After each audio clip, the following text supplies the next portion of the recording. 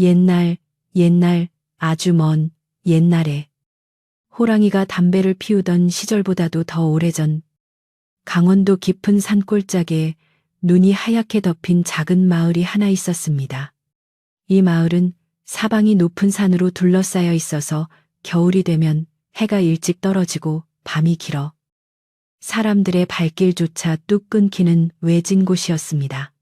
찬바람이 산허리를 감고 돌아 내려오면 마을 어귀에 서 있는 늙은 당산나무가 우우하고 구슬픈 소리를 내며 울었고 처마 끝에 매달린 고드름은 마치 짐승의 이빨처럼 날카롭게 얼어붙어 보는 사람의 마음까지 서늘하게 만들곤 했습니다.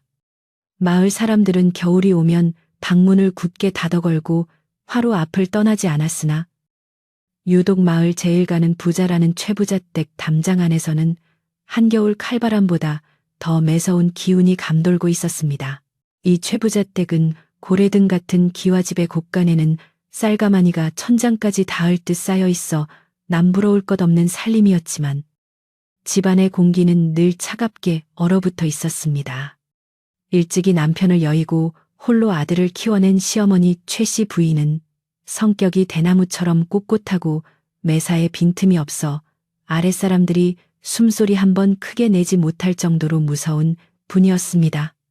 그녀에게는 오직 가문의 대를 이을 손자를 보는 것만이 삶의 유일한 목표였고 그 집념은 해가 갈수록 옹이처럼 단단해져 누구도 꺾을 수 없는 고집이 되어버렸습니다. 최씨 부인은 아침마다 정화수를 떠놓고 삼신할머니에게 비는 것으로 하루를 시작했는데 그 기도는 오로지 아들을 점지해 달라는 간절함으로 가득 차 있었습니다. 이 댁에는 시집 온 지 3년이 된 며느리 연화가 살고 있었는데 그녀는 본래 심성이 비단결처럼 곱고 어른을 공경할 줄 아는 법도 있는 여인이었습니다.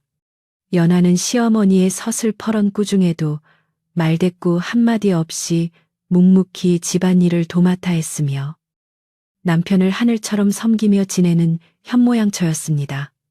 그러나 하늘이 무심한지 혼인한 지 꽤 시간이 지나도록 아이 소식이 없다가 3년 만에 드디어 태기가 있어 온 집안이 기뻐할 경사를 맞이하게 되었습니다.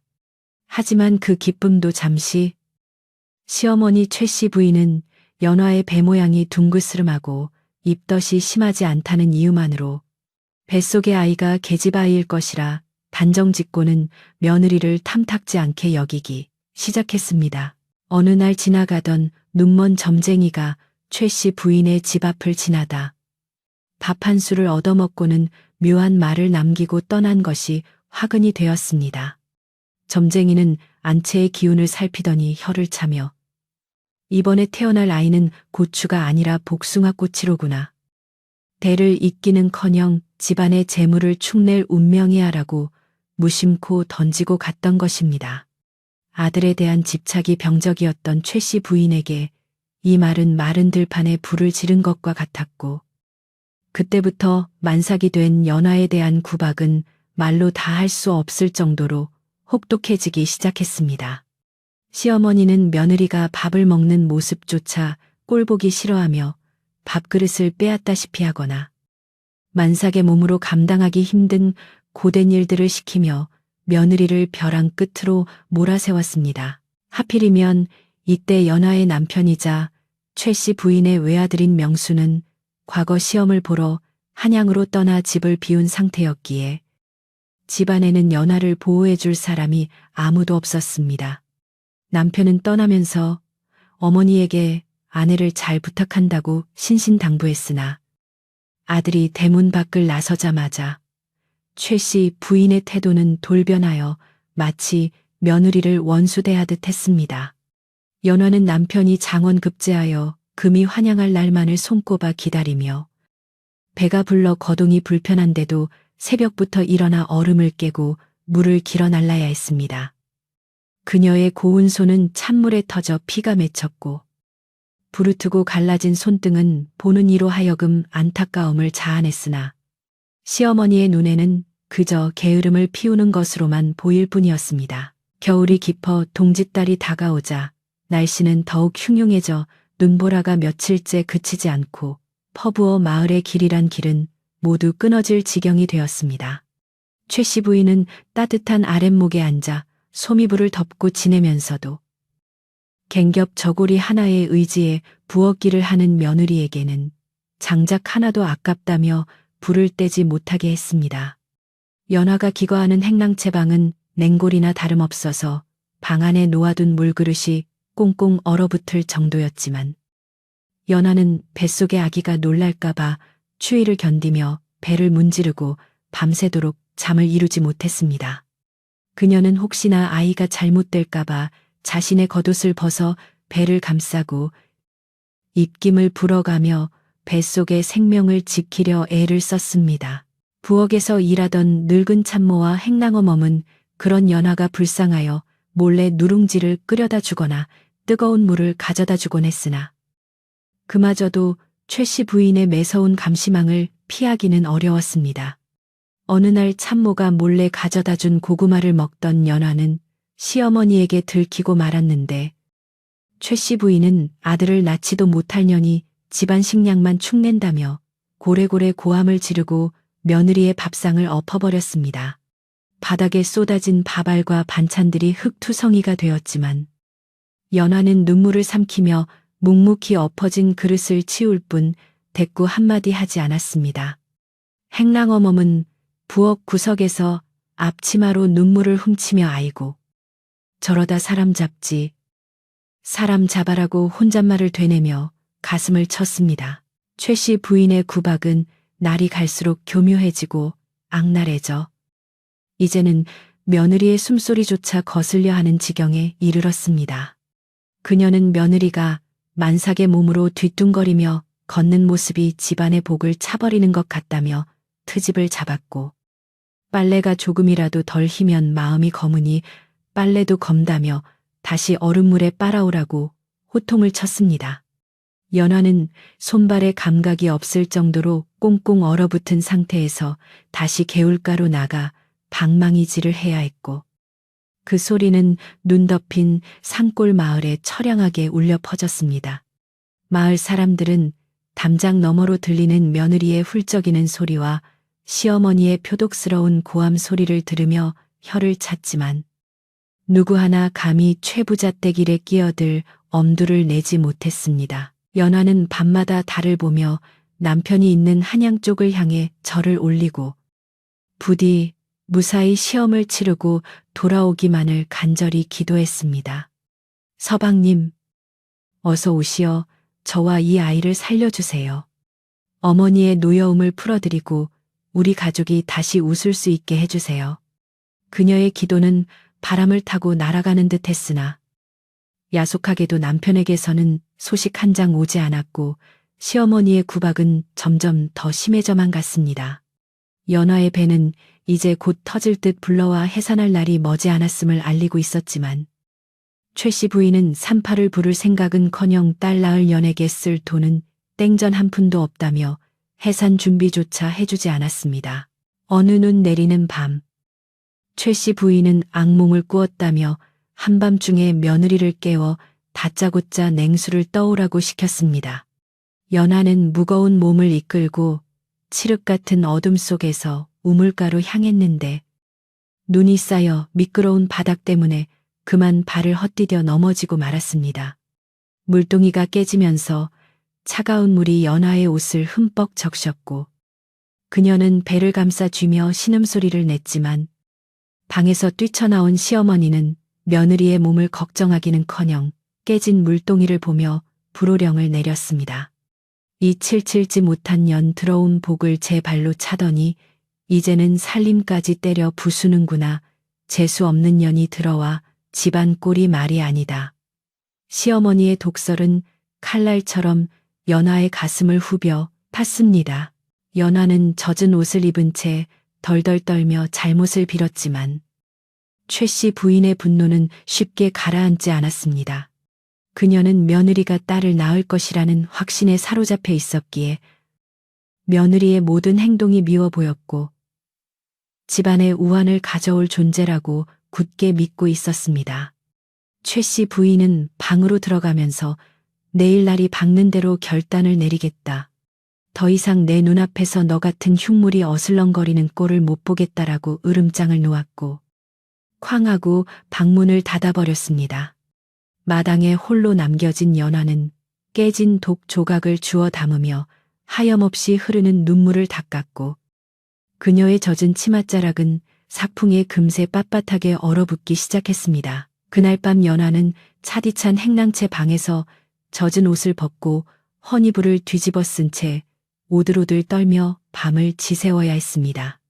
아랫목에 옮기는커녕 윗목에서는 황소바람이 들어와 코끝이 시려왔고 뱃속의 아기는 엄마의 불안을 느꼈는지 백가죽을 힘차게 차며 요동을 쳤습니다. 연화는 아기에게 미안하다. 아가야, 이 못난 어미 때문에 네가 뱃속에서부터 고생을 하는구나. 조금만 참아다오. 아버지가 오시면 다 괜찮아질 거야 라고 속삭이며 맨이불 속에서 흐느꼈습니다. 하지만 그녀의 마음 한구석에는 내일 아침 시어머니가 내리겠다는 결단이 무엇일지 모를 두려움이 먹구름처럼 밀려와 가슴을 짓눌렀습니다. 다음 날 아침 동이 트기도 전에 최 씨 부인은 마당에 나와 하인들을 시켜 짐을 꾸리라고 소리쳤습니다.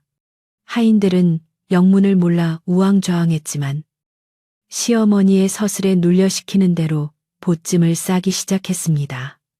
하지만 그 보찜은 여행을 떠나는 사람의 것이 아니라 마치 누군가를 쫓아낼 때 던져주는 초라한 꾸러미에 불과했습니다.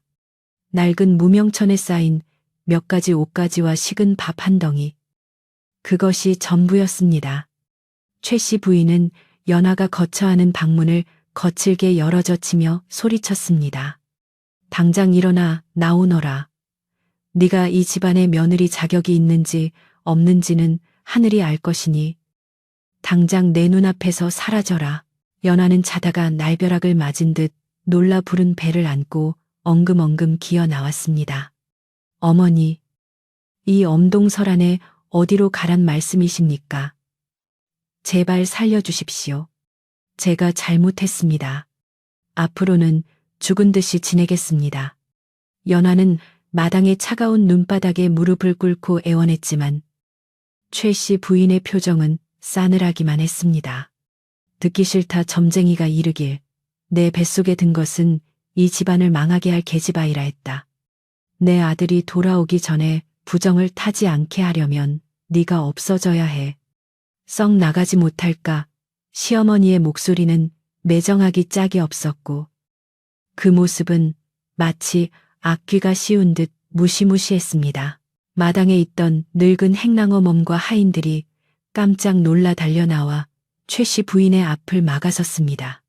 마님 아무리 그래도 만삭인 몸입니다. 이 추위에 쫓아내시면 산모도 아이도 다 죽습니다요. 제발 노여움을 거두시고 아드님이 오실 때까지만이라도 참아주십시오.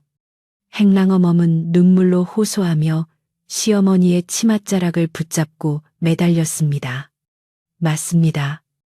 마님, 동네 사람들 보기에도 민망하고 천벌을 받을 일입니다요.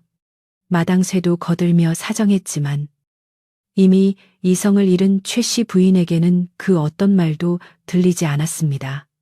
오히려 아랫 것들이 며느리 편을 든다며 더욱 불같이 화를 내며 지팡이를 휘둘렀습니다. 이것들이 감히 상전의 말에 토를 달아 너희들도 전현이랑 같이 쫓겨나고 싶으냐. 내 집에서 내 식대로 하겠다는데 어디서 감히.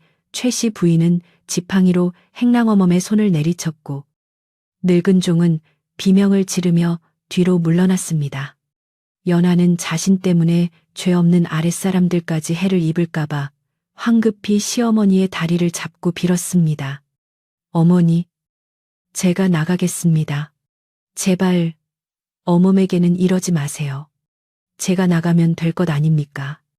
연화의 눈에서는 피눈물 같은 눈물이 뚝뚝 떨어져 하얀 눈 위를 적셨지만 시어머니는 눈 하나 깜짝하지 않고 대문을 가리키며 썩 꺼지라고 소리칠 뿐이었습니다.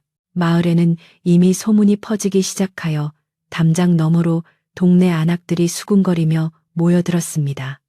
세상에, 최 부자댁 마님이 노망이 났나 봐. 만삭 며느리를 쫓아낸대. 이 추위에 쫓겨나면 얼어 죽을 텐데.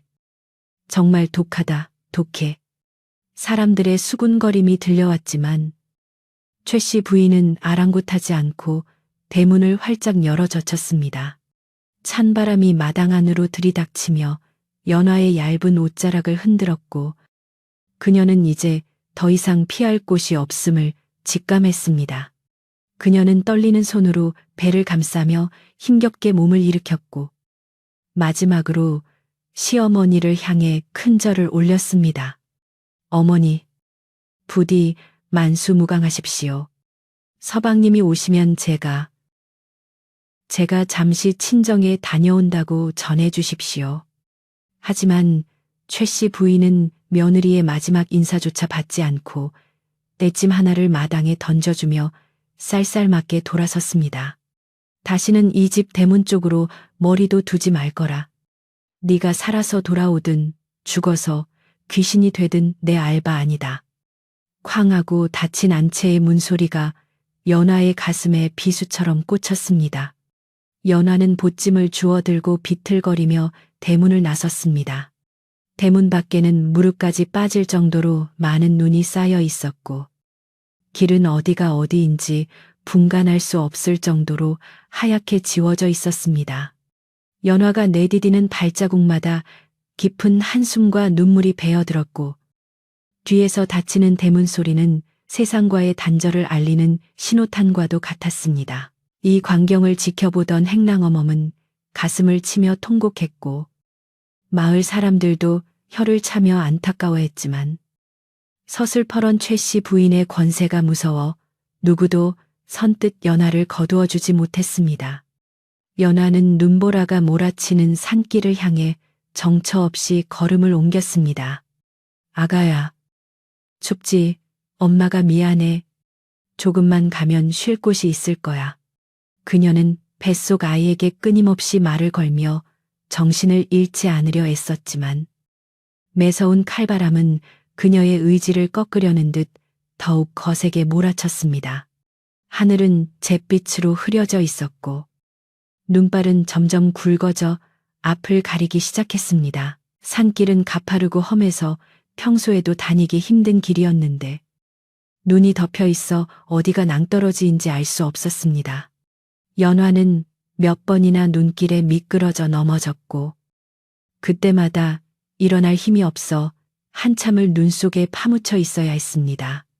손발은 동상에 걸려 감각이 없어졌고 얼굴은 찬바람에 찢어질 듯 아팠습니다.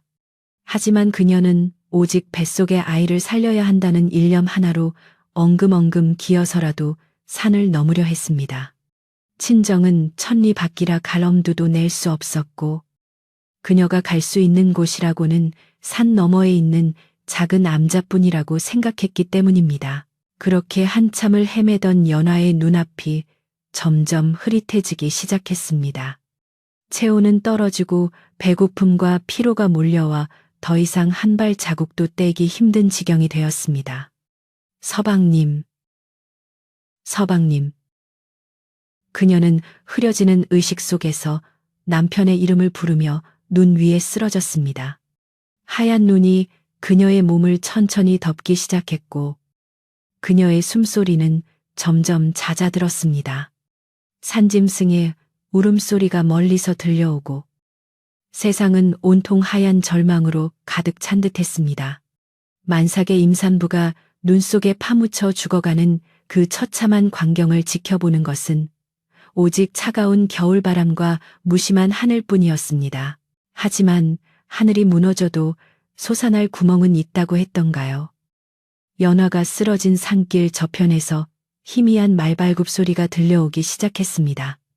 눈보라를 뚫고 나타난 사람들의 그림자가 점점 가까워지고 있었지만 의식을 잃어가는 연화는 그 소리를 듣지 못했습니다. 과연 이 가여운 며느리의 운명은 어찌 될 것인지, 눈 속에 묻힌 생명의 불씨는 이대로 꺼져버리고 말 것인지, 깊은 산속의 정막만이 그 답을 알고 있는 듯 고요하기만 했습니다.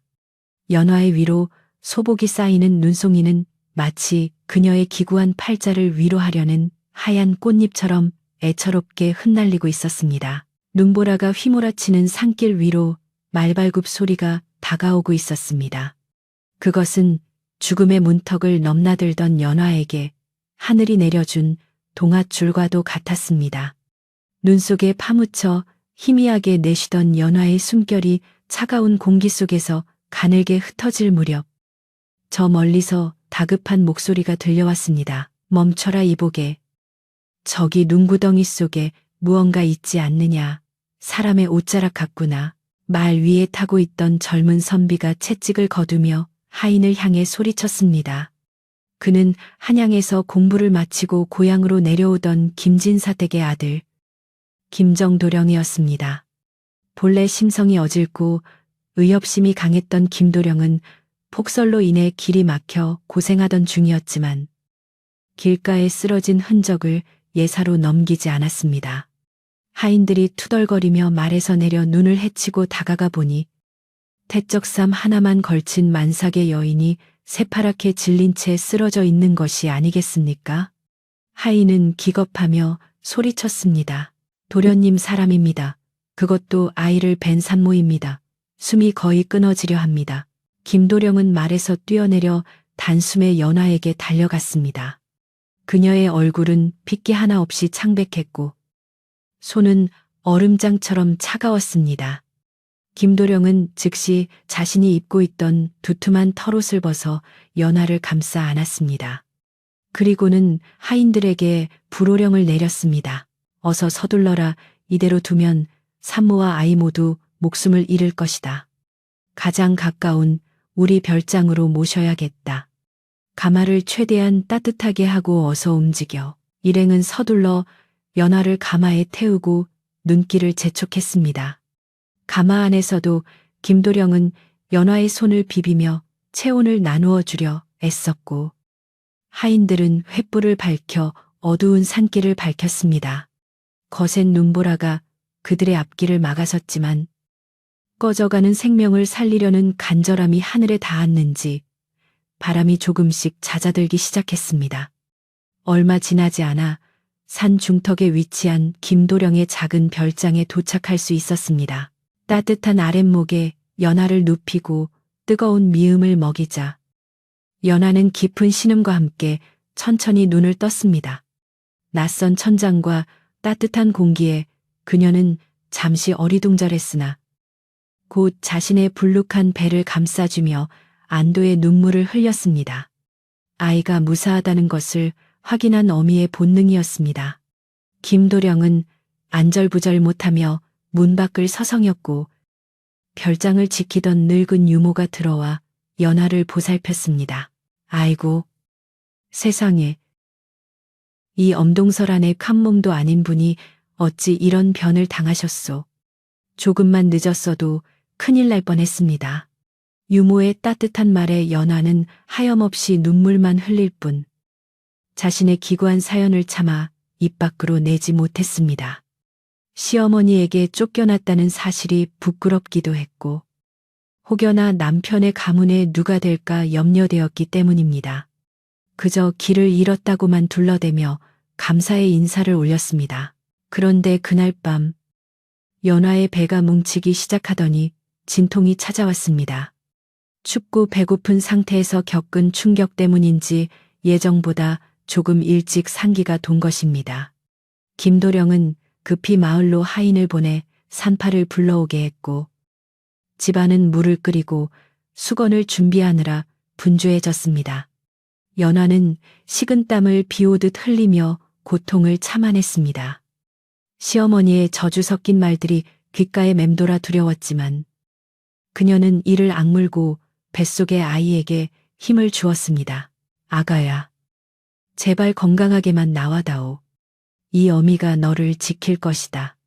긴 산곡 끝에 새벽닭이 울 무렵 우렁찬 아기 울음소리가 별장의 정막을 깨고 울려 퍼졌습니다. 응애 응애. 산파가 방문을 열고 나오며 환한 얼굴로 외쳤습니다. 경사났습니다. 고추입니다. 고추 아주 튼튼하고 잘생긴 대장부입니다. 그 소리를 들은 김도령과 하인들은 모두 환호성을 질렀습니다. 점쟁이가 딸이라며 저주했던 뱃속의 아이는 보란듯이 씩씩한 사내 아이였던 것입니다.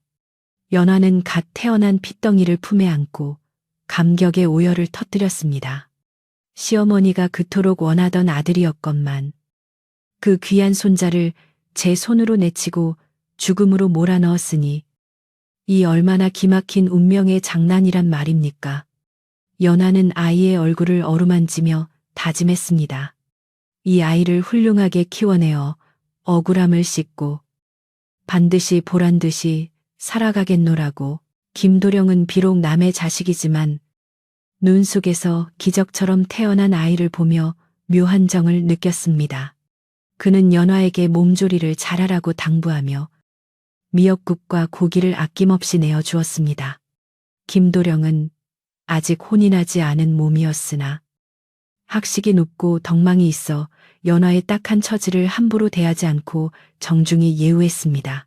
한편 연화를 쫓아낸 최부자 댁에서는 기이한 일이 벌어지고 있었습니다. 연화가 쫓겨난 그날 밤부터 최 씨 부인은 악몽에 시달리기 시작했습니다. 꿈속에서 하얀 소복을 입은 여인이 피 눈물을 흘리며 대문 앞을 서성이는가 하면 곳간에 쌓인 쌀가마니가 썩어 문드러지는 흉몽이 계속되었습니다. 하지만 최 씨 부인은 자신의 잘못을 인정하기는커녕 재수 없는 년이 나가면서까지 부정을 남기고 갔다며 애구는 하인들을 닥달했습니다. 마을에는 이미 흉흉한 소문이 꼬리에 꼬리를 물고 퍼져나갔습니다. 자네 들었나? 최 부자댁 며느리가 쫓겨나 산에서 얼어 죽었다는 소문 말일세. 암. 들었지. 만삭인 며느리를 내쫓다니. 사람이 할 짓이 아니야. 짐승도 제 새끼는 품는 법인데 그 집안에 곧 날벼락이 떨어질 걸세. 하늘이 무심치 않다면 말이야. 사람들은 우물가에 모여 수군거렸고 최 부자댁 앞을 지날 때마다 침을 뱉거나 고개를 돌렸습니다. 그동안 최 씨 부인의 위세에 눌려 숨죽이고 살던 마을 사람들이었지만 이번 일만큼은 도저히 용납할 수 없었던 것입니다. 인심은 흉흉해졌고 최 부자댁을 드나들던 소작인들도 하나둘씩 발길을 끊기 시작했습니다. 어느 날 마을을 지나가던 이름난 도승이 최 부자댁 대문 앞을 지나다 걸음을 멈추었습니다. 도승은 집안에서 흘러나오는 기운을 유심히 살피더니 혀를 끌끌 찼습니다. 허허. 기와집은 으리으리하나 그 안은 텅 비었구나. 복덩어리를 제 발로 차내고 독사를 품었으니 머지않아 곡소리가 담장을 넘겠어. 때마침 마실을 다녀오던 최 씨 부인이 그 소리를 듣고 불같이 화를 내며 달려들었습니다. 네, 이놈 어디서 감히 남의 집 앞에서 재수없는 소리를 짓거리느냐. 당장 내 집 앞에서 꺼지지 못할까. 도승은 화를 내는 대신 그윽한 눈으로 최 씨 부인을 바라보며 나지막이 말했습니다. 부인, 늦었지만 지금이라도 업보를 씻으시지요. 쫓아낸 귀인은 다시 돌아오지 않을 것이나 진심으로 참회하면 멸문지화는 면할 것입니다. 귀한 옥구슬을 돌로 알고 버리셨으니 그 옥구슬이 나중에 빛을 발할 때 부인의 눈이 멀게 될까 두렵습니다. 이 땡중이 미쳤나 여봐라. 당장 소금을 뿌려라. 어디서 거지 같은 중이 와서 헛소리야. 최 씨 부인은 하인들을 시켜 도승에게 소금을 뿌리고 쫓아냈습니다. 도승은 합장을 한번 하고는 뒤도 돌아보지 않고 떠나버렸습니다. 최 씨 부인은 씩씩거리며 방으로 들어갔지만 도승의 마지막 말인 귀한 옥구슬이라는 단어가 가시처럼 가슴에 박려 영계운치 않았습니다. 하지만 그녀는 자신의 고집을 꺾지 않았고 오히려 며느리가 죽었을 것이라 확신하며 아들에게 보낼 새 며느리감을 알아보기 시작했습니다. 그 시각 김도령의 별장에서는 연화가 빠르게 기력을 회복하고 있었습니다. 연화는 자신을 살려준 은혜에 보답하고자 아픈 몸을 이끌고 바느질 거리를 찾았습니다. 그녀의 바느질 솜씨는 워낙 뛰어나서 김도령의 헌옷을 기워주거나 버선코를 누비는 솜씨가 예사롭지 않았습니다. 유모가 말려도 그녀는 밥값이라도 해야 제 마음이 편합니다라며 손에서 일을 놓지 않았습니다. 어느 날 김도령이 별장에 들러 연화가 술을 놓은 병풍을 보고 깜짝 놀랐습니다. 병풍 속의 매화는 마치 살아있는 듯 생생했고 그 격조가 높고 우아하여 보는 이의 마음을 사로잡았습니다. 김도령은 연화가 단순히 시골 안악이 아님을 직감했습니다. 부인의 솜씨가 실로 놀랍습니다. 글도 깨치셨는지요? 연화는 조용히 고개를 끄덕였습니다. 어릴 적 서당 훈장님이었던 아버지 어깨너머로 글을 배웠고 시집 와서도 틈틈이 책을 읽었던 것입니다. 김도령은 연화의 지혜로움과 단아한 성품에 점점 마음이 끌리기 시작했습니다. 그는 그녀에게 묻고 싶었습니다. 어찌하여 이런 귀한 분이 눈 속에 버려졌는지, 남편은 도대체 누구인지. 하지만 김도령은 그녀의 상처를 건드리지 않기 위해 묵묵히 기다려주기로 했습니다. 계절이 바뀌어 얼음이 녹고 산에 진달래가 피기 시작했습니다. 연화의 아들은 복동이라는 아명을 얻고 무럭무럭 자라났습니다. 아이는 어미를 닮아 순하면서도 눈빛이 형형하여 범상치 않은 기운을 풍겼습니다. 김도령은 틈날 때마다 아이를 안아주고 얼러주며 마치 친아버지처럼 정을 주었습니다.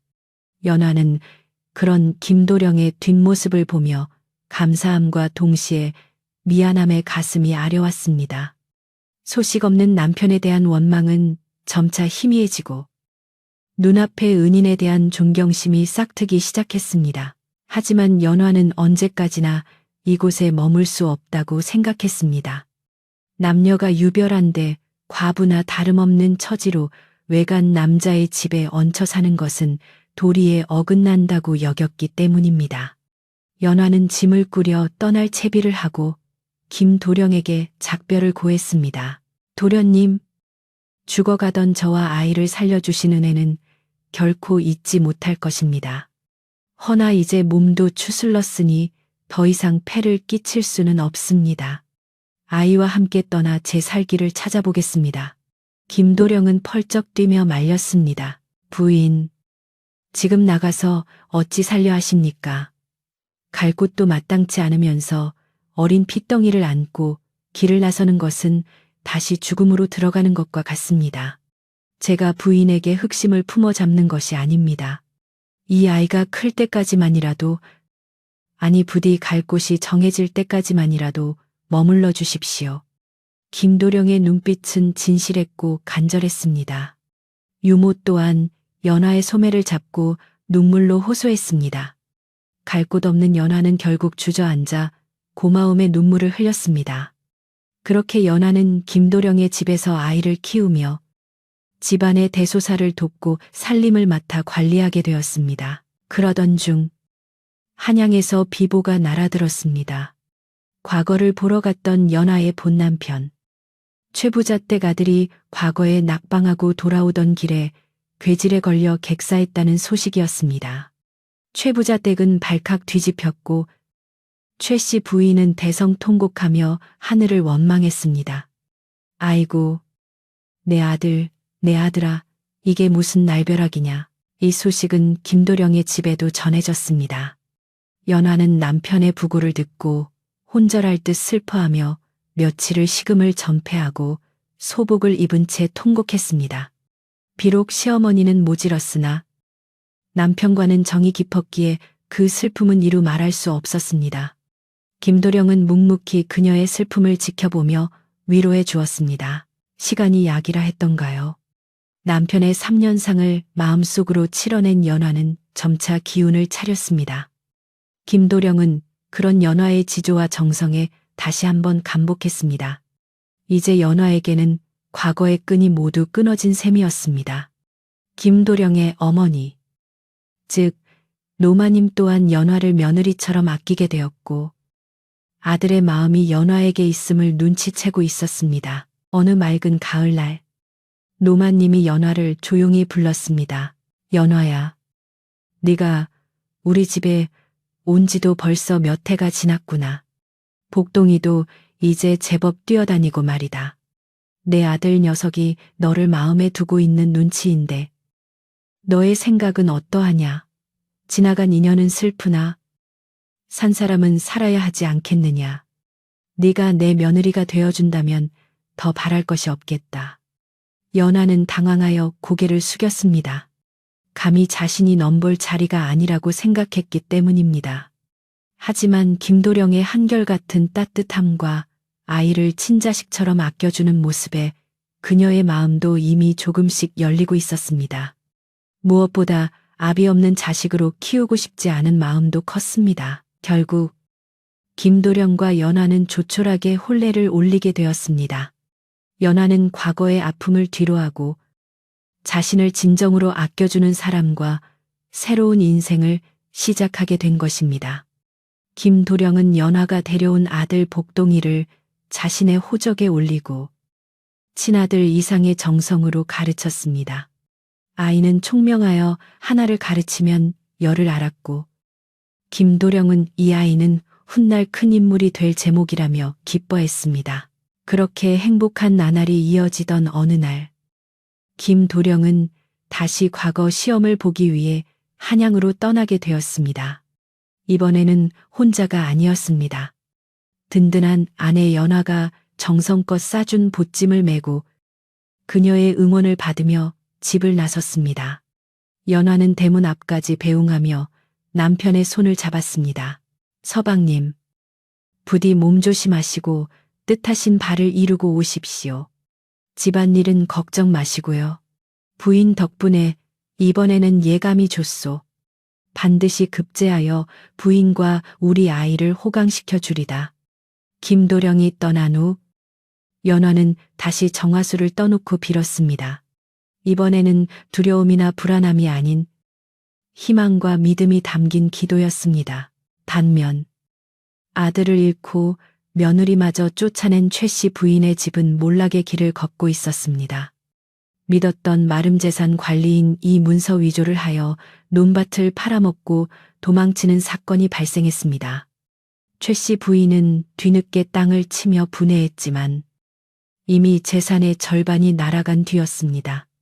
게다가 계속되는 흉년으로 남은 소작인들마저 뿔뿔이 흩어졌고 고가는 바닥을 드러내기 시작했습니다. 최 씨 부인은 텅 빈 기와집에서 늙은 몸을 이끌고 홀로 지내야 했습니다. 행랑어 멋마저 병들어 눕자 그녀는 직접 밥을 짓고 빨래를 해야 했습니다. 평생 손에 물 한 방울 안 묻히고 살았던 그녀에게 그것은 지옥과도 같았습니다. 찬물에 손을 담글 때마다 눈보라 속으로 쫓아냈던 며느리 연화의 빨갛게 튼 손등이 떠올랐습니다. 하지만 그녀는 고개를 세차게 저으며 그 기억을 애써 지우려 했습니다. 아니야. 내가 잘못한 게 아니야. 그년이 들어와서 집안이 망한 거야. 그년 탓이야. 아직도 자신의 잘못을 깨닫지 못한 최 씨 부인의 지붕 위로 까마귀 떼가 불길하게 울어대고 있었습니다. 과연 이 집안의 끝은 어디일지, 그리고 새롭게 출발한 연화의 앞날에는 어떤 영광이 기다리고 있을지. 이야기는 점점 더 흥미진진한 국면으로 접어들고 있었습니다. 세월은 유수와 같이 흘러 어느덧 김도령이 과거를 보러 떠난 지 달포가 지났습니다. 마을 어귀에 핀 코스모스가 가을 바람에 한들거릴 때쯤 한양에서 급한 전갈이 날아들었습니다. 과연 그 소식은 연화에게 기쁨이 될지 또 다른 시련이 될지 마을 사람들 모두가 귀를 기울였습니다. 한양에서 날아온 전갈은 온 집안을 환호성으로 가득 채우기에 충분했습니다. 장원급제여. 김도령님께서 장원급제를 하셨습니다. 땀범벅이 된 파발마의 외침은 김도령의 집 담장을 넘어 마을 전체로 메아리 쳤습니다. 연하는 그 소리를 듣자마자 다리에 힘이 풀려 그 자리에 주저앉고 말았습니다. 그것은 단순한 기쁨을 넘어 그동안 겪었던 모진 풍파와 서름을 한꺼번에 씻어내리는 단비와도 같은 소식이었습니다. 마루에 앉아있던 노마님도 버선발로 뛰쳐나와 하늘을 향해 감사의 기도를 올렸고, 하인들은 서로 부둥켜 안고 덩실덩실 춤을 추었습니다. 연하는 방으로 들어가 남편이 과거 시험을 보러 갈 때 입었던 헌옷을 끌어안고 하염없이 눈물을 흘렸습니다. 서방님, 고맙습니다. 정말 고맙습니다. 그것은 새로운 세상이 열리는 신호탄이었습니다. 얼마 후, 김도령, 아니, 이제는 김정승이 된 남편이 금에 환영하는 날이 밝았습니다. 마을 어귀에는 청사초롱이 내걸리고 풍물패가 꽹과리를 치며 흥을 돋우었습니다. 화려한 관복을 입고 어사화를 꽂은 모자를 쓴 남편이 위풍당당하게 말을 타고 들어오는 모습은 그야말로 눈이 부실 지경이었습니다. 마을 사람들은 모두 고개를 조아리며 그를 맞이했고, 김정승은 말에서 내려 어머니와 연화에게 큰 절을 올렸습니다. 어머니, 그리고 부인, 제가 늦지 않게 돌아왔습니다. 연하는 남편의 따뜻한 손을 잡으며 그동안 참아왔던 눈물을 다시 한번 터뜨렸습니다. 그 눈물은 이제 슬픔이 아닌 벅찬 감동의 눈물이었습니다. 김정승은 아들 복동이를 번쩍 안아 올리며 내 아들, 많이 컸구나 하고 호탕하게 웃었습니다. 김정승의 벼슬길은 탄탄대로였습니다. 그의 명석한 두뇌와 올곧은 성품은 임금님의 총애를 받기에 부족함이 없었고, 그는 곧 한양으로 부름을 받아 높은 관직에 오르게 되었습니다. 연하와 노마님, 그리고 아들 복동이도 모두 한양의 대저택으로 거처를 옮기게 되었습니다. 한양의 집은 고향의 별장과는 비교도 안 될 만큼 웅장하고 화려했습니다. 99칸 대문이 줄지어 서 있고 곳간에는 금은보화가 가득했습니다. 하지만 연하는 부귀영화에 취하지 않고 언제나 겸손함을 잃지 않았습니다.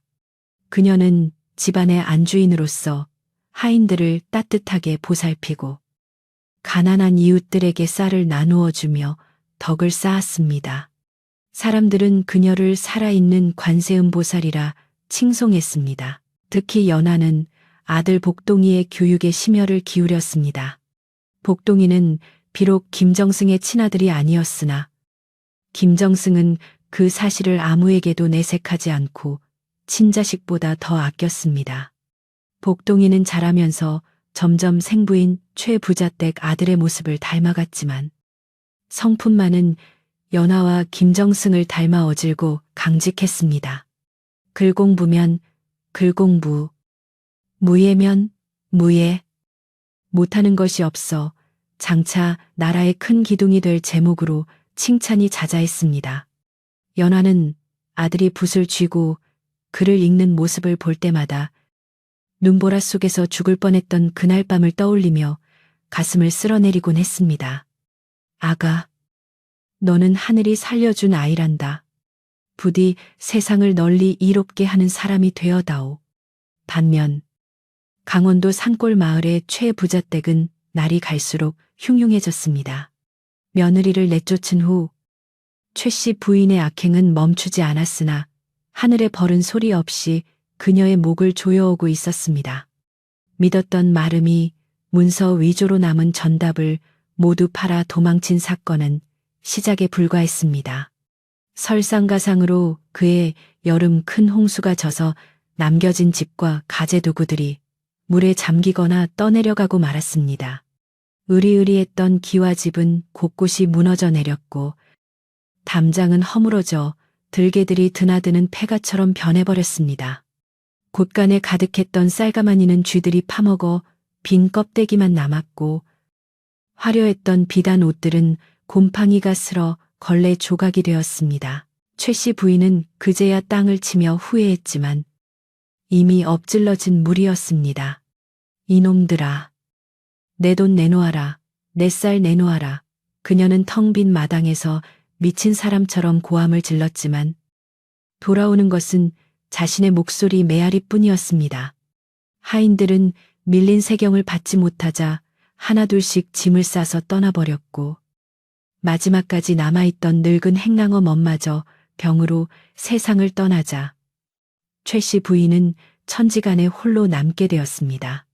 밥을 지을 줄도 불을 샌 줄도 모르는 그녀는 차가운 냉방에서 며칠을 굶다가 결국 배고픔을 이기지 못하고 밖으로 기어 나와야 했습니다. 평생 남에게 호령만 하던 그녀가 남의 집 대문을 두드리며 밥 한 술을 구걸해야 하는 처지가 된 것입니다. 아이고, 댁이 누구신가 설마. 저기 윗동네 최부자 댁마님 아니신가. 채기. 세상에 저런 꼴이 되다니. 며느리 쫓아내고 잘 사는 꼴 못 봤다니까. 마을 사람들은 밥그릇을 들고 서 있는 최 씨 부인을 보며 수군거렸습니다. 개 중에는 밥을 퍼주는 사람도 있었지만 대부분은 독한 노인네. 꼴 좋다 하며 문전박대를 하거나 소금을 뿌리기도 했습니다. 최 씨 부인은 수치심에 얼굴을 들 수 없었지만 당장 백가죽이 등에 붙을 지경이라 땅에 떨어진 밥풀이라도 주워 먹어야 했습니다.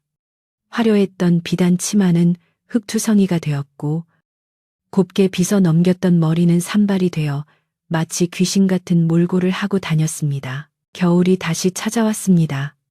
연화가 쫓겨나던 그의 겨울처럼 매서운 바람이 불어왔습니다. 최 씨 부인은 다 무너져가는 초가삼간 빈집에 들어가 거적대기를 덮고 추위를 피했습니다. 밤이면 늑대 울음소리가 들려오고 문틈으로 들어오는 칼바람이 뼛속까지 시리게 만들었습니다. 그녀는 추위와 배고픔 속에서 죽은 아들의 이름을 부르며 통곡했습니다. 명수야. 내 아들 명수야. 어미가 배가 고파 죽겠다. 네가 살아있었다면 내가 이 꼴을 당하지 않았을 텐데. 그녀는 며느리 연화를 생각하면 이가 갈렸지만 한편으로는 며느리가 차려주던 따뜻한 밥상이 사무치게 그리웠습니다. 그때 그년이 끓여주던 된장국 한 그릇만 먹으면 소원이 없겠다. 그렇게 몇 년이 흘러 최 씨 부인은 마을의 천덕꾸러기 거린이 되었습니다. 아이들은 그녀를 보면 돌을 던지며 놀렸고 그녀는 이제 사람의 말을 거의 잊어버린 채 짐승처럼 웅얼거리며 마을을 배회했습니다. 그녀의 눈은 매탁에 들어갔고 손은 갈퀴처럼 변해버렸습니다. 옛날에 위세등등하던 최부자댁 마님의 모습은 어디에서도 찾아볼 수 없었습니다. 이것이야말로 인과응보요. 사필귀정이라. 하늘의 그물은 성긴 듯하여도 악인을 결코 놓치지 않는다는 옛말이 하나도 틀리지 않았습니다. 그러던 어느 날 고요하던 산골마을이 발칵 뒤집힐 만한 소식이 전해졌습니다. 한양에서 높은 벼슬을 하는 정승판서가 왕명을 받들어 이 지방을 순찰하러 내려온다는 것이었습니다. 마을 사또는 비상이 걸려 길을 닫고 마을을 청소하느라 난리가 났습니다. 들었나? 이번에 오시는 정승대감이 그렇게 훌륭하신 분이라네. 백성을 하늘처럼 섬기고 억울한 일을 다 풀어주신다더군. 아이고, 우리 같은 촌구석에 그런 귀한 분이 오시다니 영광이네. 영광이야. 마을 사람들은 정승의 행차를 구경하기 위해 새벽부터 길가에 나와 자리를 잡고 기다렸습니다. 최 씨 부인도 그 소란스러운 틈에 끼어 있었습니다. 그녀가 정승을 보고 싶어서가 아니라 큰 행사가 있으면 떡고물이라도 떨어질까 하여 줄인 배를 채우러 나온 것이었습니다. 그녀는 사람들 틈에 섞여 쭈그리고 앉아 멍하니 먼 산을 바라보고 있었습니다. 그녀의 머릿속에는 오직 밥 생각뿐이었습니다. 저 멀리서 웅장한 나팔 소리가 들려오고 화려한 깃발이 펄럭이며 정승의 행렬이 나타났습니다. 말탄 호위무사들이 앞장을 서고 그 뒤로 황금 장식을 한 거대한 가마가 위엄있게 따르고 있었습니다. 가마 안에는 김정승과 그의 부인 연화가 타고 있었습니다. 연화는 고향 근처에 오자 만감이 교차했습니다. 차창 밖으로 스쳐 지나가는 익숙한 풍경들이 옛 기억을 소환했습니다. 저기 저 우물가는 시어머니의 호통을 들으며 물을 샀던 곳이고, 저기 저 개울가는 언손을 호우 불어가며 빨래를 하던 곳이었습니다. 연화의 눈시울이 붉어졌습니다. 김정승은 그런 연화의 손을 꼭 잡아주며 말했습니다. 부인, 마음을 굳게 먹으시오. 이제 당신은 죄인이 아니라 이 나라 정승의 부인이요. 연화는 고개를 끄덕이며 마음을 다잡았습니다. 그녀는 복수심보다는 묘한 연민과 그리움이 뒤섞인 복잡한 감정을 느꼈습니다. 행렬이 마을 광장에 도착하자 사또와 마을 유지들이 나와 땅에 엎드려 절을 했습니다. 정승 대감마님 행차시오. 우렁찬 소리와 함께 가마문이 열리고 김정승이 먼저 내렸습니다. 그의 위풍당당한 모습에 마을 사람들은 감히 고개를 들지 못했습니다. 뒤이어 연화가 조심스럽게 가마에서 내렸습니다. 그녀는 얼굴을 쓰개치마로 가리고 있었기에 사람들은 그녀의 얼굴을 볼 수 없었지만 흘러나오는 기품과 화려한 비단옷만으로도 그녀가 얼마나 높은 신분인지 짐작할 수 있었습니다. 마을에서는 정승 일행을 환영하기 위해 큰 잔치를 벌였습니다. 돼지를 잡고 떡을 치고 전을 부치는 냄새가 온 동네에 진동했습니다. 굶주린 백성들에게도 음식을 나누어 주라는 정승의 명에 따라 잔치마당 한 구석에는 거린들과 가난한 사람들을 위한 상이 차려졌습니다. 냄새를 맡은 최 씨 부인도 침을 흘리며 그곳으로 기어갔습니다. 아이고, 나으리, 밥 한 덩이만 주십시오. 며칠을 굶었습니다요. 그녀는 체면도 염치도 없이 하인들의 바짓가랑이를 잡고 애원했습니다. 그때 안채에서 쉬고 있던 연화가 문틈으로 그 광경을 목격했습니다. 수십 명의 거지들 틈에서도 유독 눈에 띄는 한 노파. 머리는 산발하고 옷은 누더기가 되었지만 연화는 단번에 그녀를 알아볼 수 있었습니다. 비록 늙고 추해졌지만 그 앙상한 광대뼈와 매서운 눈매는 잊을 수 없는 시어머니의 모습이었습니다. 연화의 심장이 쿵쾅거리며 뛰기 시작했습니다. 분노가 치밀어 오를 줄 알았는데 막상 저토록 비참하게 망가진 모습을 보니 가슴 한구석이 찡하게 아려왔습니다. 어머니, 어찌하여 저런 꼴이 되셨습니까? 연화는 떨리는 손으로 가슴을 진정시키고 곁에 있던 몸종을 불렀습니다. 여봐라, 저기 마당 구석에서 밥을 빌고 있는 저 노파가 보이느냐? 몸종이 밖을 내다보고 대답했습니다. 예, 마님, 아주 더럽고 추한 늙은이입니다요. 쫓아낼까요? 아니다. 그 노파를 조용히, 아주 조용히 안 채 뒷방으로 데려오너라. 내가 직접 물어볼 것이 있다. 예, 하오나 마님. 저런 천한 것을 어찌 귀한 곳에 드리려 하십니까? 내 뜻이니 토달지 말고 시키는 대로 하거라. 그리고 따뜻한 밥상을 아주 정갈하게 차려오너라. 고기도 듬뿍 넣고 국도 뜨끈하게 데워서 말이다. 몸종은 의아했지만 주인의 명이 엄한지라 고개를 숙이고 나갔습니다. 연화는 옷매무새를 가다듬고 깊은 숨을 내쉬었습니다. 이제 곧 수년 전 자신을 죽음으로 내몰았던 사람과 마주하게 되는 것입니다. 그녀는 자신이 준비해온 낡은 보따리를 꺼냈습니다.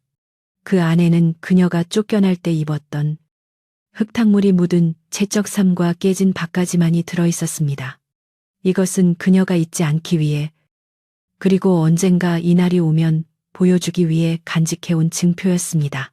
밖에서는 몸종이 코를 막으며 최 씨 부인에게 다가갔습니다. 이봐요, 할망구. 운 좋은 줄 아시오. 우리 마님께서 당신을 불쌍히 여겨 따뜻한 밥을 먹여주신다. 하니 따라오시오. 최 씨 부인은 밥을 준다는 말에 귀가 번쩍 뜨였습니다.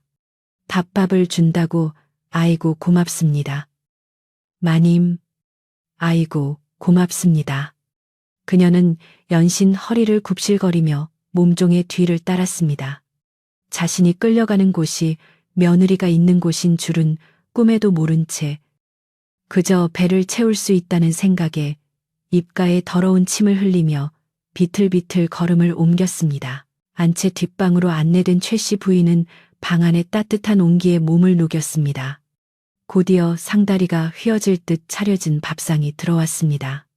흰 쌀밥에 고깃국, 각종 나물과 생선구이까지 그녀가 최부자댁 마님 시절에나 먹던 호화로운 밥상이었습니다. 최 씨 부인은 체면도 있고 허겁지겁 숟가락을 들었습니다. 국을 후루룩 마시고 밥을 손으로 집어먹으며 개걸스럽게 배를 채웠습니다. 아이고 맛있다. 아이고 좋아. 이게 얼마 만에 먹는 국이냐. 그녀는 먹느라 정신이 팔려 방 안쪽에 처진 발 뒤에 누군가 앉아있다는 사실조차 눈치채지 못했습니다. 발 뒤에 앉아 그 모습을 지켜보던 연화는 소리 없이 눈물을 흘렸습니다. 저토록 탐욕스럽고 당당했던 시어머니가 짐승처럼 밥을 먹는 모습은 인생 무상의 극치였습니다. 연화는 조용히 기다렸습니다. 시어머니가 배를 어느 정도 채우고 정신이 돌아올 때까지, 그리고 이제 서서히 자신의 존재를 드러낼 준비를 했습니다. 밥그릇을 깨끗이 비운 최 씨. 부인은 배를 두드리며 트림을 했습니다. 꺽. 이제 좀 살겠네. 주인 마님이 누구신지 몰라도 복 받으실게야. 그때 발 뒤에서 나지막하고 서늘한 목소리가 들려왔습니다. 노인장, 밥은 맛있게 드셨소. 최 씨 부인은 깜짝 놀라 숟가락을 떨어뜨렸습니다. 목소리가 어딘가 낯설지 않았기 때문입니다. 예. 덕분에 죽어가던 목숨을 건졌습니다요. 헌데 마님은 뉘시기에 이 천한 늙은이에게 이리 큰 상을 내려주십니까? 연화는 천천히 자리에서 일어나 발을 걷어 올렸습니다. 하지만 아직 얼굴은 보이지 않고 손에 든 낡은 대적삼을 바닥에 던졌습니다. 이 옷을 기억하시오. 바닥에 떨어진 옷은 흙과 피 얼룩이 묻은 낡은 저고리였습니다. 최 씨 부인은 눈을 가늘게 뜨고 그 옷을 바라보았습니다. 술에 취한 듯 몽롱하던 그녀의 눈동자가 순간 크게 흔들렸습니다. 잊을 수 없는 옷이었습니다. 자신이 눈보라치던 밤, 며느리에게 던져주었던 그 초라한 옷까지. 이건. 최 씨 부인의 입술이 파르르 떨리기 시작했습니다. 설마. 공포와 경악으로 얼룩진 그녀의 얼굴 위로 연화가 천천히 고개를 들었습니다. 방 안에 촛불이 일렁이며 두 여인의 운명을 비추고 있었습니다. 촛불이 일렁이며 방 안의 그림자를 길게 들이우는 가운데 연화는 천천히 고개를 들어 쓰개치마를 벗어내렸습니다. 그녀의 얼굴은 세월이 흘러 더욱 기품있고 아름다워졌으나 그 눈매와 인매에는 과거 시집살이 하던 시절의 순박했던 모습이 고스란히 남아있었습니다. 최 씨 부인은 숨을 헉 들이키며 뒤로 주춤 물러났습니다. 눈앞에 앉아있는 고귀한 정승 부인의 얼굴이 자신이 그토록 모질게 구박하고 내쫓았던 며느리 연화와 겹쳐 보였기 때문입니다. 설마 하는 마음과 아니겠지 하는 부정이 뒤섞여 그녀의 머릿속을 어지럽게 만들었지만 바닥에 놓인 피 묻은 제적삼은 그 어떤 변명도 통하지 않는 명백한 증거가 되어 그녀의 심장을 조여왔습니다. 최 씨 부인의 입술이 파랗게 질리며 덜덜 떨리기 시작했습니다. 어머니, 저를 알아보시겠습니까? 10년 전, 눈보라가 몰아치던 날 밤, 만삭의 몸으로 이 집에서 쫓겨났던 며느리 연화입니다. 죽은 줄만 알았던 제가 살아서 돌아왔습니다. 연화의 목소리는 차분했지만 그 속에는 천둥과 같은 위엄이 서려 있었습니다. 최 씨 부인은 그 말을 듣는 순간 마치 머리를 쇠망치로 얻어맞은 듯 정신이 아득해졌습니다. 귀신이라도 본 듯 사색이 된 그녀는 말문이 막혀 하는 신음소리만 낼 뿐 감히 연화의 눈을 마주치지 못했습니다. 자신이 밥을 얻어먹은 사람이 다름 아닌 자신이 버린 며느리라니. 이 기막힌 상황에 다리가 풀려 바닥에 주저앉고 말았습니다. 연화는 바닥에 떨어진 낡은 옷을 집어들고 최 씨 부인의 코앞에 들이밀었습니다. 이 옷을 기억하십니까?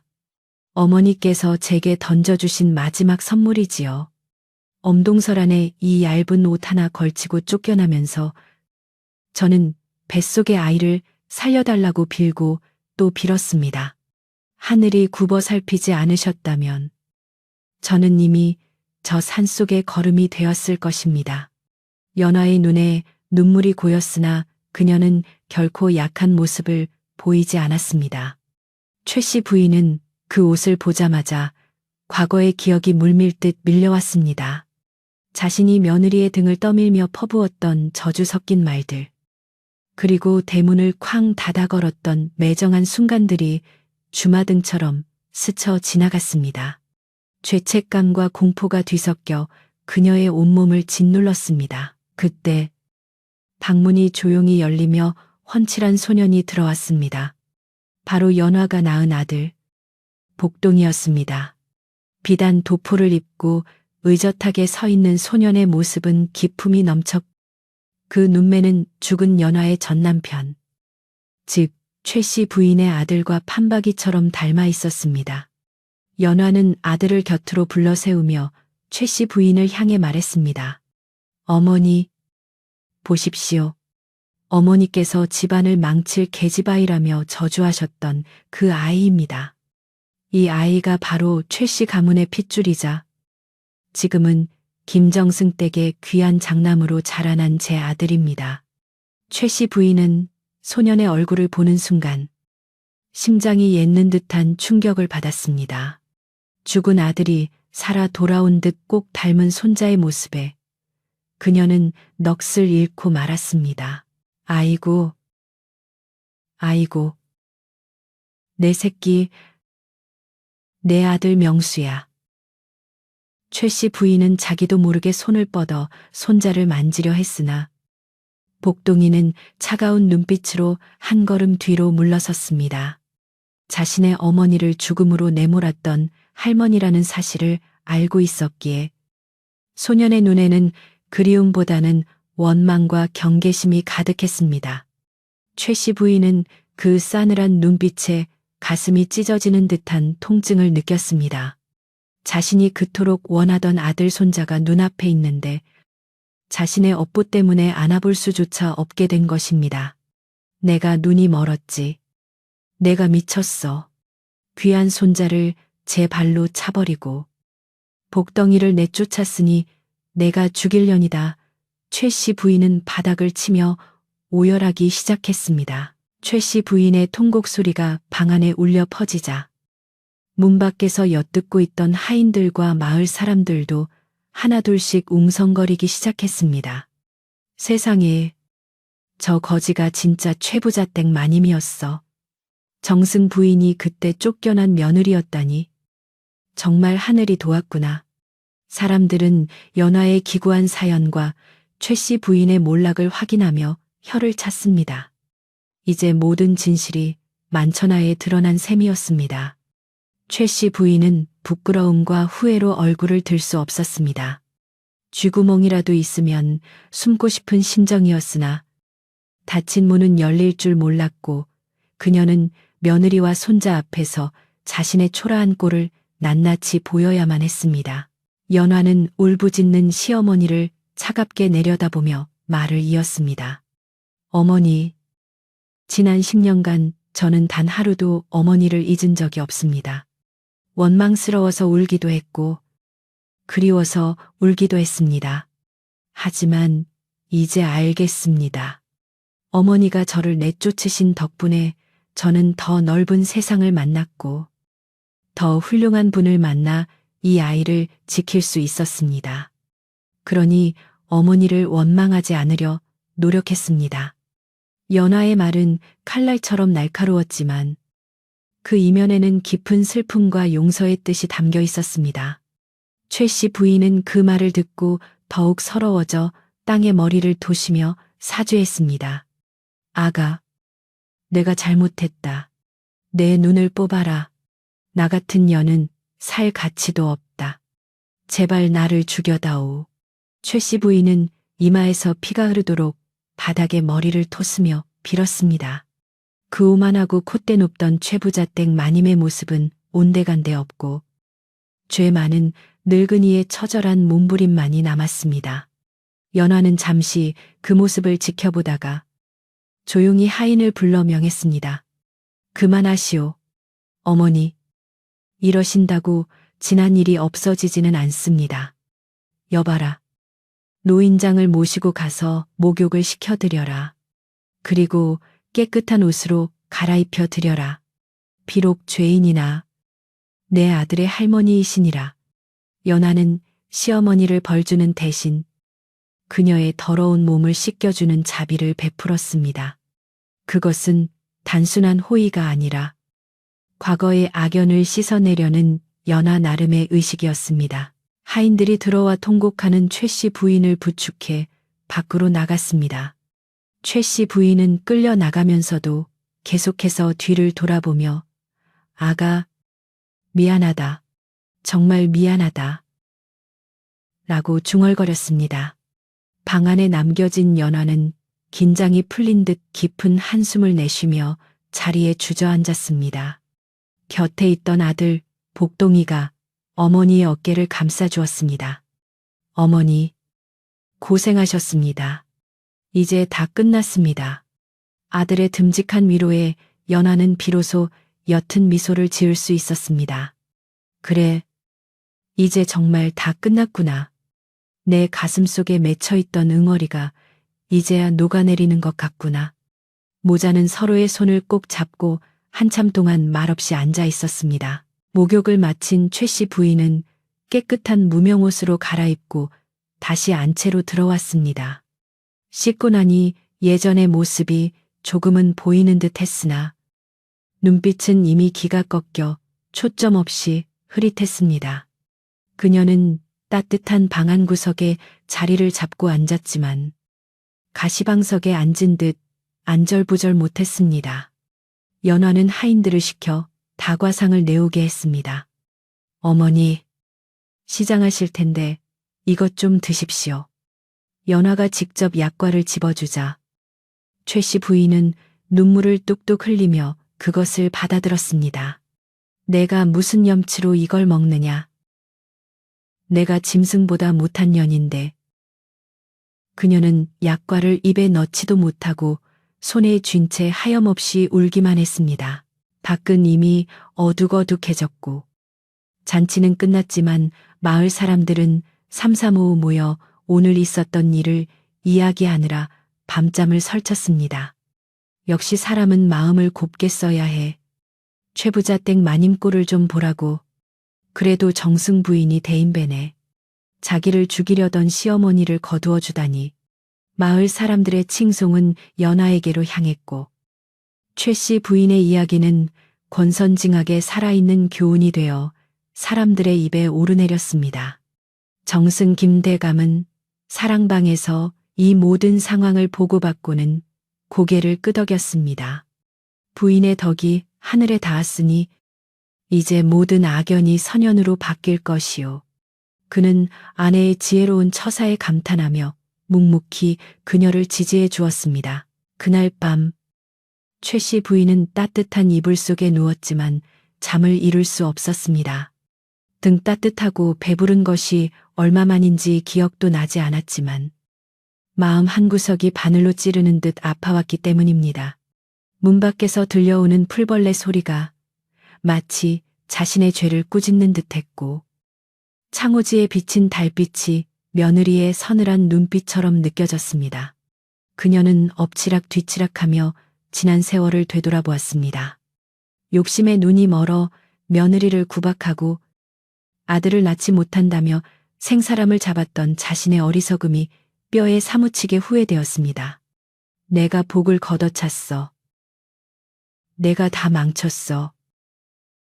그녀는 이불을 뒤집어 쓰고 소리 죽여 흐느꼈습니다. 새벽녘이 되어서야 최 씨 부인은 겨우 잠이 들었습니다. 꿈속에서 그녀는 젊은 시절로 돌아가 있었습니다. 며느리 연화가 갓 시집 왔을 때 수줍게 웃으며 건네던 물 한 잔을 받는 꿈이었습니다.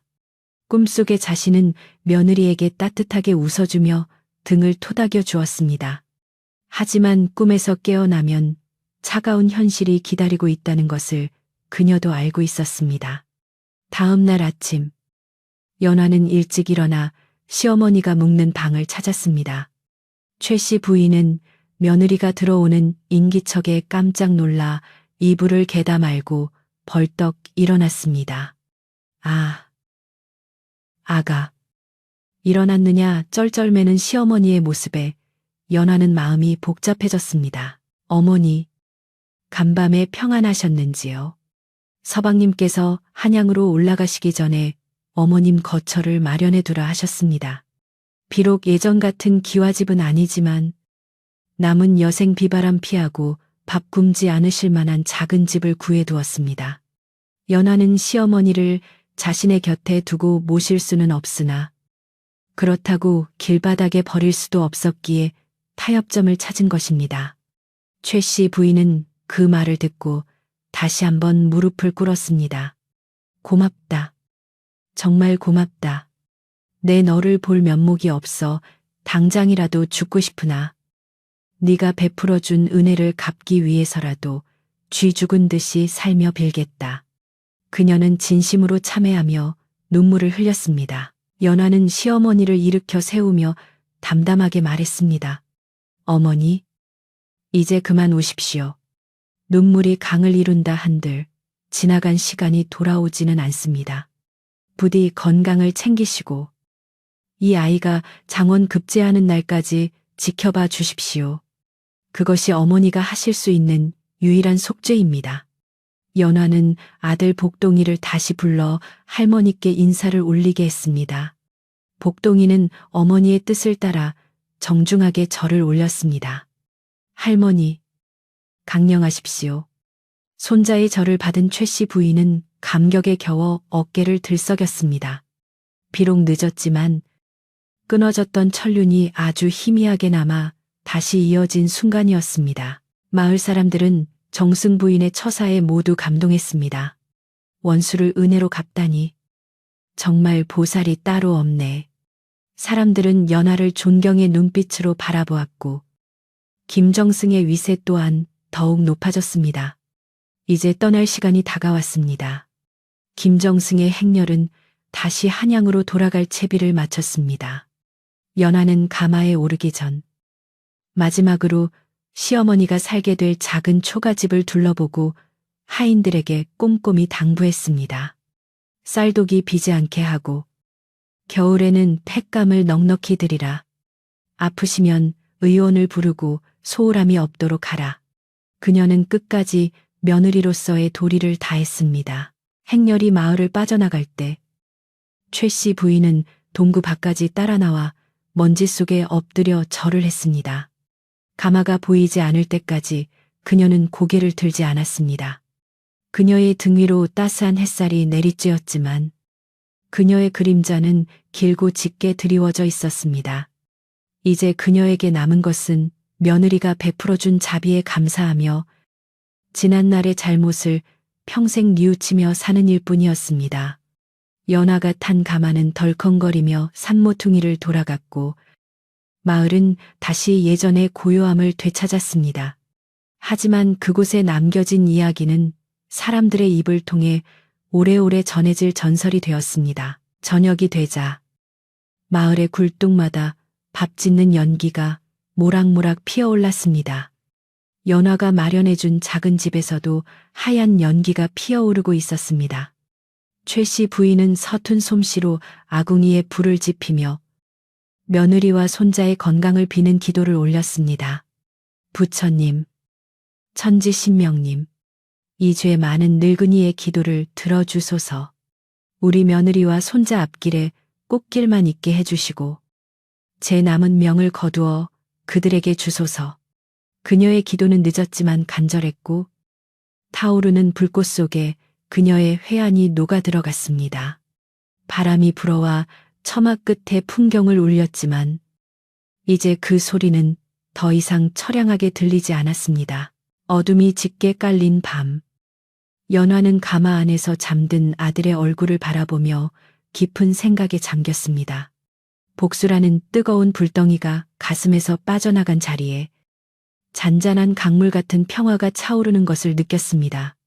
그녀는 창문을 살짝 열어 밤하늘의 달을 올려다 보았습니다. 둥근 달이 그녀를 향해 환하게 웃고 있는 듯 했습니다. 서방님, 보고 계시나요? 당신의 어머니를 용서했습니다. 그리고 우리 아이를 지켰습니다. 그녀의 속삭임이 밤바람에 실려 하늘로 올라갔습니다. 길고 긴 하루가 저물어가고 모든 것이 제자리를 찾아가고 있었습니다. 폭풍이 지나간 자리에 비로소 찾아온 평온함이었습니다. 한양으로 돌아오는 길. 연화의 마음은 마치 가을 하늘처럼 높고 맑게 개어 있었습니다. 가마가 덜컹거릴 때마다 지나간 세월의 무거운 짐들이 하나둘씩 길바닥에 떨어져 나가는 듯한 홀가분함을 느꼈습니다. 김정승은 말 위에서 가마를 호위하며 가끔씩 창 너머로 아내를 향해 따뜻한 미소를 보내주었고 그 눈빛은 연화에게 세상 그 무엇보다 든든한 버팀목이 되어 주었습니다. 한양 도성에 들어서자 이미 정승 부인의 덕행에 대한 소문이 파다하게 퍼져 있었습니다. 원수를 은혜로 갚은 살아있는 보살이라는 칭송이 장안의 화제가 되어 사람들이 그녀의 가마가 지나갈 때마다 머리를 숙여 존경을 표했습니다. 연화는 그들의 환대가 부끄러우면서도 자신이 걸어온 길이 결코 헛되지 않았음을 확인하며 조용히 감사의 눈물을 훔쳤습니다. 대저택에 도착하자 노마님은 며느리의 손을 잡고 눈시울을 붉혔습니다. 참으로 장하다. 네가 그 모진 세월을 견디고 끝내 사람의 도리를 다했구나. 이제 너는 누가 뭐래도 우리 가문의 자랑스러운 며느리다. 시어머니의 진심 어린 칭찬에 연화는 깊이 고개를 숙였습니다. 집안은 다시 활기를 되찾았고 하인들은 존경심을 담아 안주인을 모셨습니다. 연화는 자만하지 않고 더욱 겸손한 자세로 집안을 다스렸습니다. 아침이면 일찍 일어나 문안 인사를 올리고 밤이면 늦게까지 등불을 밝혀 아이의 글 읽는 소리를 듣는 것이 그녀의 가장 큰 기쁨이었습니다. 집안 곳곳에는 연화의 따뜻한 손길이 닿지 않은 곳이 없어 차가운 돌담마저 온기를 품은 듯 했습니다. 세월은 멈추지 않고 흘러 어느덧 아들 복동이가 장성하여 관례를 치를 나이가 되었습니다. 복동이는 훤칠한 키에 학식이 깊어 그 아비인 김정승을 능가할 제목으로 자라났습니다. 그는 어릴 적 어머니가 겪은 고초를 가슴 깊이 새기고 있었기에 누구보다 효심이 지극하고 매사에 신중했습니다. 복동이는 과거 시험을 준비하며 밤낮으로 책을 놓지 않았습니다. 연화는 아들이 공부하는 방에 밤참으로 잣죽을 끓여다 주며 격려했습니다. 아가, 너의 출세가 나의 복수는 아니다. 네가 훌륭한 사람이 되어 백성을 살피는 것이야말로 진정한 효도이니라. 어머니의 깊은 뜻을 헤아린 복동이는 더욱 학문에 정진하여 마침내 소과와 대과에 연달아 합격하는 영광을 안게 되었습니다. 복동이가 장원 급제하여 금이 환영하던 날, 김정승 댁은 그야말로 잔칫집 분위기였습니다. 임금님께서 하사하신 어사화를 꼽고 말을 타고 들어오는 아들의 모습은 과거 연화의 전남편이 이루지 못했던 꿈을 대신 이루어준 것이나 다름없었습니다. 연화는 대문 앞까지 나가 아들을 맞이하며 벅찬 가슴을 진정시켰습니다. 어머니, 다 어머니의 덕분입니다. 소자가 이제야 어머니의 한을 풀어드렸습니다. 아들이 큰 절을 올리자 연화는 아들을 끌어안고 소리 없이 울었습니다. 그것은 기쁨의 눈물이자 지난날 눈보라 속에서 죽어가던 자신과 뱃속의 아이를 지켜낸 승리의 눈물이었습니다. 하늘에 있는 전 남편도 이 모습을 보며 빙그레 웃고 있을 것만 같았습니다. 한편 강원도 산골 마을에서는 최 씨 부인의 소식이 간간히 들려왔습니다. 그녀는 연화가 마련해준 작은 초가집에서 쥐 죽은 듯 조용히 지내고 있다고 했습니다. 마을 사람들의 전언에 따르면 그녀는 매일 아침 정화수를 떠놓고 며느리와 손자의 안녕을 비는 기도를 올리며 자신의 죄를 참회하는 삶을 살고 있다고 했습니다. 예전의 표독스러운 모습은 온데간데 없고 동네 부르니를 도맡아 하며 남은 생을 속죄하고 있다는 것이었습니다. 연화는 그 소식을 들을 때마다 인편을 통해 쌀과 옷감을 넉넉히 보내주어 시어머니가 춥고 배고프지 않게 살폈습니다. 비록 몸은 떨어져 있으나 며느리로서의 도리를 끝까지 다하고자 하는 연화의 마음은 변함이 없었습니다. 그러던 어느 해 늦가을 산골 마을에서 급한 전갈이 왔습니다. 최 씨 부인이 노안으로 위독하다는 소식이었습니다. 연화는 즉시 채비를 하여 아들 복동이와 함께 고향으로 내려갔습니다. 밤을 새워 달려 도착한 초가집은 고요했습니다. 방 안에 들어서니 앙상하게 마른 최 씨 부인이 가쁜 숨을 몰아쉬고 있었습니다. 그녀는 희미한 눈으로 며느리와 손자를 알아보고는 말라 비틀어진 손을 힘겹게 뻗었습니다. 왔느냐? 내 며느리, 내 손자. 연화가 그 손을 꼭 잡자 최 씨 부인의 눈에서 눈물이 주르륵 흘러내렸습니다. 미안하다. 고맙다. 이 못난 늙은이를 용서해다오. 그것이 그녀가 남긴 마지막 말이었습니다. 최 씨 부인은 연화의 손을 잡은 채 평온한 얼굴로 숨을 거두었습니다. 그녀의 베개 밑에서는 낡고 해진 책적삼 하나가 발견되었습니다. 10여 년 전 그녀가 며느리를 내쫓을 때 던져주었던 바로 그 옷이었습니다. 그녀는 그 옷을 평생 간직하며 자신의 죄를 잊지 않으려 했던 것입니다. 연화는 그 패적삼을 가슴에 품고 오열했습니다.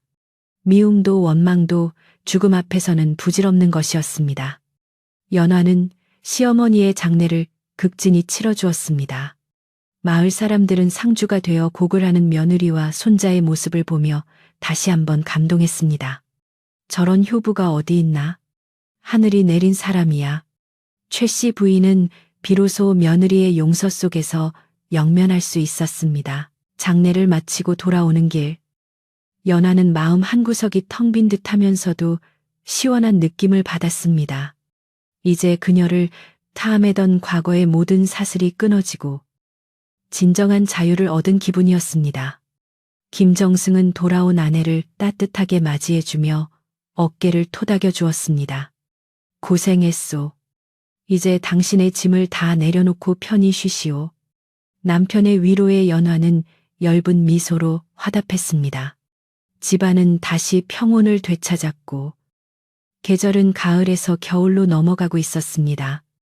마당의 감나무에는 붉은 홍시가 주렁주렁 매달려 까치밥이 되어주었고 처마 밑에는 시래기가 구수하게 말라가고 있었습니다. 복동이는 나라의 부름을 받아 중요한 관직에 나아가게 되었고 얼마 후 명문가의 규수와 혼인을 하여 가정을 이루었습니다. 새로 들어온 며느리 또한 시어머니 연화를 닮아 심성이 곱고 예의가 발랐습니다.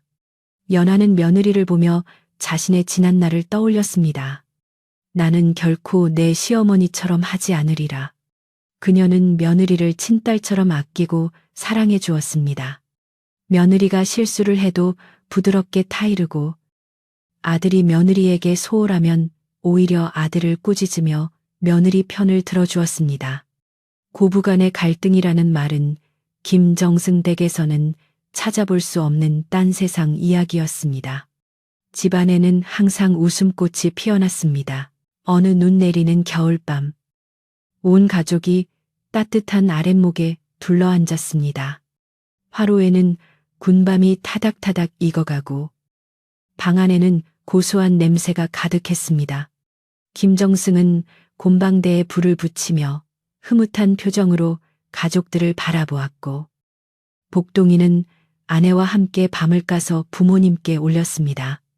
연화는 창호지 문 밖으로 들리는 바람 소리를 들으며 옛 생각에 잠겼습니다. 10수년 전, 저 바람 소리는 살을 내는 칼날 같았고 세상은 온통 차가운 절망뿐이었습니다. 하지만 지금은 저 바람 소리마저 자장가처럼 평온하게 들려왔습니다. 여보, 무슨 생각을 그리 골똘히 하시오. 남편의 물음에 연화는 고개를 저으며 웃었습니다. 그저 지금 이 순간이 꿈만 같아서요. 연화는 손자가 태어나자 할머니가 되었습니다. 그녀는 손자를 무릎에 앉히고 옛날 이야기를 들려주곤 했습니다. 옛날에 마음씨 착한 며느리가 살았단다. 아이는 초롱초롱한 눈으로 할머니의 이야기를 들으며 잠이 들었습니다. 연화는 아이의 머리를 쓰다듬으며 이 아이가 살아갈 세상은 미움보다는 사랑이, 원망보다는 용서가 더 많은 세상이기를 기도했습니다. 그녀의 삶은 고난으로 시작되었으나 그 끝은 누구보다 아름답고 따뜻했습니다. 그녀가 베푼 덕은 널리 퍼져 많은 사람들의 귀감이 되었고, 김정승 댁은 대대로 번창하여 명문가로서의 명성을 이어갔습니다. 세월이 흘러 연화와 김정승도 백발이 성성한 노인이 되었습니다. 두 사람은 날이 좋은 날이면 마루에 나란히 앉아 마당을 노니는 닭들을 바라보며 도란도란 이야기를 나누었습니다. 영감, 우리 참 잘 살았지요. 부인 덕분에 내 인생이 꽃을 피웠소. 두 노부부의 모습은 마치 한 폭의 그림처럼 평화로워 보였습니다. 마을 사람들은 그들을 보며 백년해로가 무엇인지를 배웠습니다. 욕심을 버리고 남을 용서하며 사는 삶이 가져다주는 축복이 얼마나 큰 것인지 그들은 몸소 보여주었습니다. 어느 날 밤, 연화는 꿈을 꾸었습니다. 꿈속에서 그녀는 젊은 시절의 모습으로 돌아가 눈 덮인 산길을 걷고 있었습니다. 하지만 이번에는 춥지도 무섭지도 않았습니다. 길 끝에는 환한 빛이 비치고 있었고 그 빛 속에서 먼저 떠난 시어머니와 남편, 그리고 김정승이 환하게 웃으며 그녀를 기다리고 있었습니다. 잠에서 깬 연화는 입가에 편안한 미소를 머금었습니다. 창밖에는 한방눈이 소복이 쌓여온 세상을 하얗게 덮고 있었습니다. 그 눈은 더 이상 시련의 눈이 아니라 세상의 모든 허물을 덮어주는 포근한 이불과도 같았습니다. 이제 이야기는 끝을 맺으려 합니다. 모진 시련 속에서도 희망을 잃지 않고 원수를 용서로 감싸하는 연화의 이야기는 오늘날까지도 우리네 가슴 속에 은은한 등불처럼 남아 있습니다. 착한 사람은 복을 받고 진심은 언젠가 통한다는 이 단순한 진리가 어쩌면 우리가 잊고 사는 가장 소중한 보물인지도 모르겠습니다. 밤이 깊었습니다. 산골 마을의 오두막에도, 한양의 대저택에도, 그리고 지금 이 이야기를 듣고 있는 당신의 방에도 똑같은 달빛이 비치고 있을 것입니다. 차가운 바람이 불어도 방문을 닫고 이불을 덮으면 금세 따뜻해지듯 고단한 하루를 보낸 당신의 마음에도 평온한 쉼이 깃들기를 바랍니다. 내일 아침에는 눈부신 햇살이 당신을 기다리고 있을 테니까요. 세상의 모든 근심과 걱정은 저 밤바람에 실려보내고 이제는 편안하게 눈을 감으셔도 좋습니다. 오늘 밤 연화 부인이 차려준 따뜻한 밥상처럼, 그리고 아랫목의 온기처럼 포근한 꿈 꾸시기를 바랍니다. 옛날 이야기는 여기서 끝이 나고 밤은 깊어만 갑니다. 자, 이제 모두들 푹 주무세요. 좋은 꿈 꾸세요.